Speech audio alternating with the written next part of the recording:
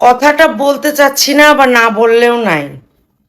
প্রকৃতপক্ষে শুধুমাত্র মানে স্কুল কলেজে গেলে পারে সার্টিফিকেট হাতে পারলে যে শিক্ষিত হওয়া যায় না, তা হচ্ছে কিছু কিছু মানুষকে দেখে বোঝা যায়। হ্যাঁ, তারা নিজেরা ভিডিও আপলোড করে, নিজেরা করে বলে কি যে স্মৃতির বিয়েতে এখন আমরা ইনকাম করছি, ভিউ কামাচ্ছি। আমাদের ফুটেজগুলো তোরা চুরি করে নিয়ে যে নিজেরা নামিয়ে যে ভিডিও ছাড়ে, তোরা তো আবার আমাদেরকে দিয়ে কামাচ্ছিস। তখন লজ্জা করে না? কোন বিবেকে কোন ক্ষেত্রে এই কথাটা বলে মানুষ যে আমরা ভিউ কামাচ্ছি, এখন টাকা ইনকাম করছি? আরে তোরাও তো আমাদেরকে দিয়ে আবার কামাচ্ছিস। কে কি করলাম, কোথায় গেলাম, কে আসলাম না, কে কি করলাম না। মূর্খ ঘরের মূর্খ কোথাকার। তিশা পাবলিকের উপর ভীষণভাবে ক্ষেপে যায়।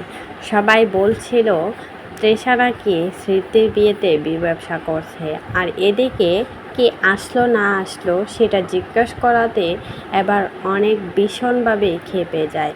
সবাই কিন্তু একটা কথাই জিজ্ঞাসা করছে, ফারহানা বিথি কোথায়? কেনই বা ফারহানা বিথি আসে নাই স্মৃতির বিয়েতে? এত প্রাণপ্রিয় বান্ধবী থাকার পরেও এই সুখের দিনে বান্ধবী কেন পাশে নেই? এসব কমেন্ট করছিল তিশাকে সবাই। আর সেজন্যই বলেছে কে আসলো কে না আসলো সেটা আমাকে জিজ্ঞাসা করার আপনারা কে?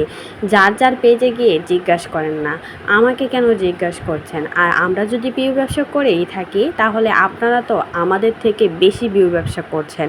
আমাদের নাম করে, আমাদের ভিডিও চুরি করে আপনারাই বিয়ে ব্যবসা করছেন, আবার ক্যাপশনে লিখেন আমরা বিয়ে ব্যবসা শুরু করেছি।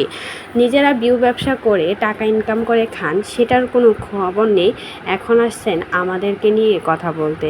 এরকমভাবে পাবলিককে ধুয়ে দিল এবার তিশাও কিন্তু ফারহানা বিথির খুব কাছের একটা বান্ধবী ছিল। স্মৃতি আর তৃষা দুজনকে চোখে হারাতো ফারহানা বিথি, আর তারাই কিনা এখন ফারহানা বিথিকে রেখে মজা করছে।